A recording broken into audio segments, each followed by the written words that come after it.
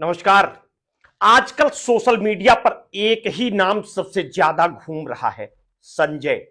लोग तंज कसते हुए लिख रहे हैं कि जिस नेता के पास संजय हो उसका बर्बाद होना तय है। इंदिरा गांधी का संजय, केजरीवाल का संजय, उद्धव ठाकरे का संजय और अब बिहार चुनाव में तेजस्वी यादव की करारी हार के बाद लोग कह रहे हैं कि तेजस्वी यादव का संजय। तेजस्वी के संजय ने जो किया उसका नतीजा अब पूरे बिहार ने देख लिया है। सोशल मीडिया पर चल रही ये चर्चा हल्की फुल्की लग सकती है, मगर इसके पीछे छिपे संकेत बेहद गंभीर है, क्योंकि ये सवाल अब सिर्फ संजय यादव पर नहीं बल्कि पूरे लालू परिवार, राजद की राजनीति और लालू यादव की विरासत पर खड़ा हो गया है। बिहार विधानसभा चुनाव 2025 में राजद सिर्फ 25 सीटों पर ही सिमट गई और यह हार अपने आप में इतना बड़ा झटका था। महागठबंधन की राजनीति वहीं से हिल गई, लेकिन असली तूफान तब आया जब चुनाव नतीजों ने 24 घंटे के भीतर लालू परिवार के दो बड़े सदस्य तेज प्रताप यादव और रोहिणी आचार्य एक के बाद एक झटके देते हुए सुर्खियों में आ गए। तेज प्रताप अपनी महुआ सीट पर तीसरे स्थान पर रहे, जबकि रोहिणी आचार्य ने सोशल मीडिया पर परिवार और राजनीति दोनों से नाता तोड़ने का ऐलान कर दिया। यह कदम सिर्फ भावनात्मक नहीं था बल्कि राजनीतिक तौर पर भी एक विस्फोट की तरह था, जिसने साफ कर दिया कि राजद की हार जितनी बड़ी बाहर थी उससे कई गुना बड़ी टूट उसके अंदर है।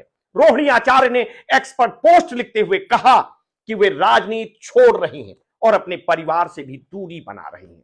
और फिर सबसे बड़ा सवाल तब मचा जब उन्होंने लिखा कि संजय यादव और रमीज के दबाव की वजह से ही उन्होंने ये फैसला लिया है।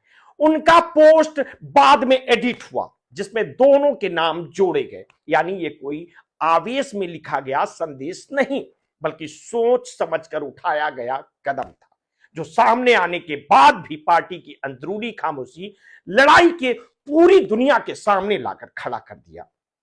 रोहिणी इसमें पहले भी कई बार तेजस्वी के सलाहकार संजय यादव पर अप्रत्यक्ष निशाना साधती रही हैं, लेकिन इस बार उन्होंने सीधे सीधे नाम लेकर आरोप लगाया है।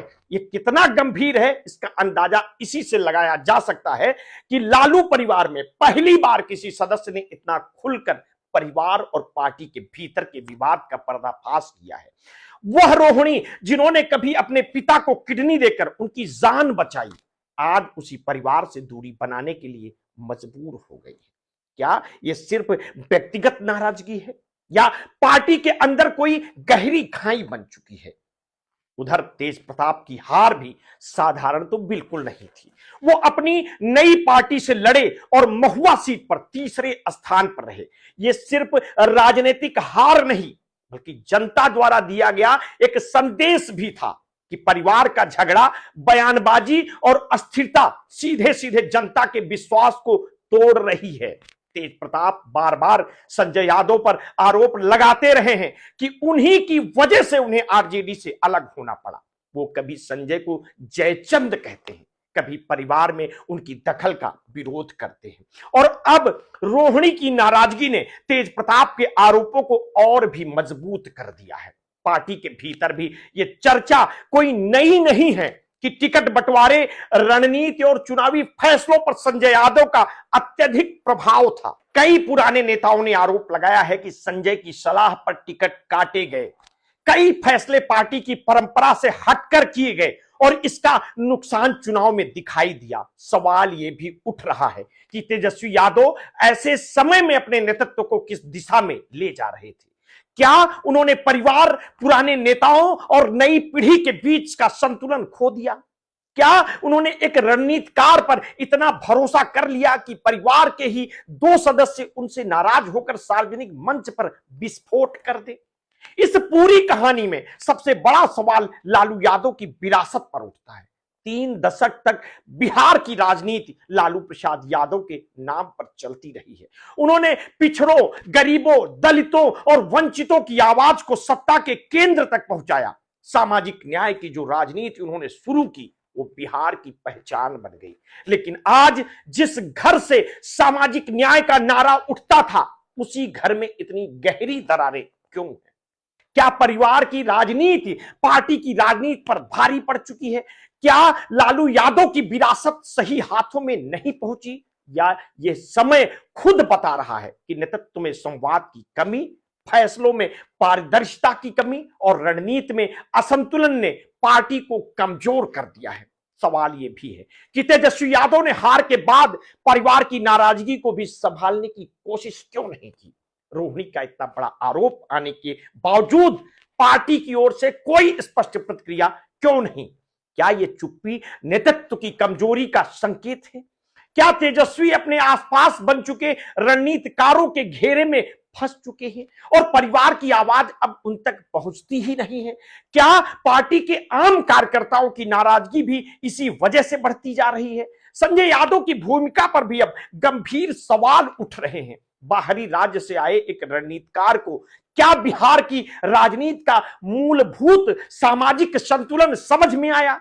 क्या उनकी रणनीतियों ने राजद को अंदर से मजबूत किया या और ज्यादा तोड़ दिया?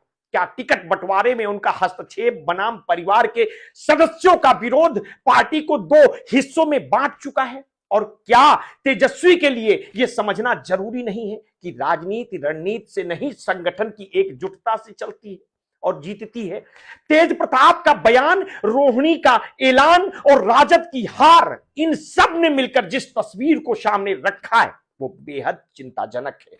और यह सिर्फ हार नहीं बल्कि उस बड़े तूफान की शुरुआत है जो पार्टी की जड़ें हिला सकता है।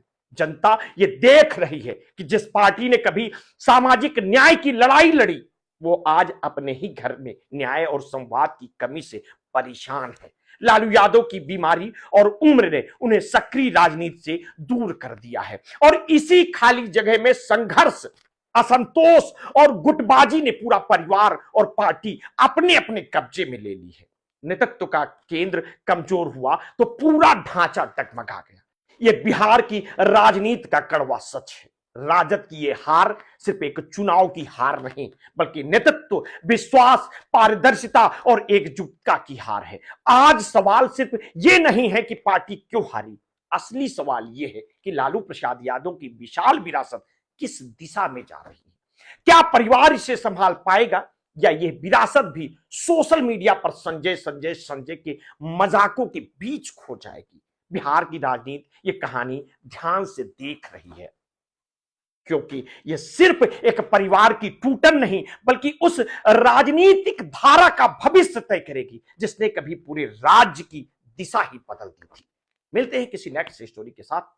आपने अगर अभी तक हमारे इस चैनल को सब्सक्राइब नहीं किया तो तत्काल कर दीजिए, बेल आइकन दबाना बिल्कुल ना भूलिए। अपने स्वास्थ्य के प्रति सचेत रहिए, सजग रहिए और हाँ, आपने कभी भी कोरोना वैक्सीन लगवाई है तो समय समय पर अपने ब्लड प्रेशर की जांच अवश्य कराते रहिए। अपना ध्यान रखिए। बहुत बहुत धन्यवाद। साधुवाद।